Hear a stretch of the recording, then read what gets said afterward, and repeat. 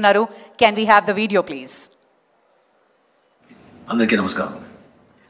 Flute జింక ముందు కూడు, సింగం ముందు కాదు, కత్తితో కాదురా కట్టి చూపుతో చంపేస్తా. ఇలాంటి పద్ధతిలాగా ఓన్లీ బాలయ్య గారు చెప్తేనే బాగుంటుంది, కానీ వేరెవరు చెప్తే బాగుంటుంది. బాలయ్య అంటే పాజిటివిటీ అండి. నెగిటివిటీ ఆయన దగ్గర వద్దు కూడా ఉండదు. ఆయన ఎక్కడుంటారో అక్కడ ఆ సంతోషం, ఆ నవ్వు, ఆ పాజిటివిటీనే ఉంటుంది. ఆయనకు పోటీ ఆయనే, వేరే ఎవ్వరూ లేరు.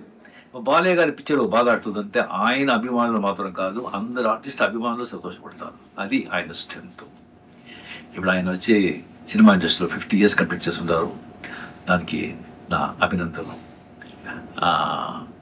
ఆయన వచ్చి ఇంకా సినిమా ఇండస్ట్రీలో ఇలాగే యాక్ట్ చేస్తూ పాజిటివిటీ స్ప్రెడ్ చేస్తూ సంతోషంగా ఇంకా 75 years కంప్లీట్ చేయాలని ఆ దేవుడితో ప్రార్థిస్తాను.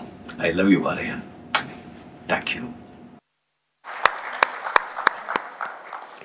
Thank you Rajini sir, thank you very much.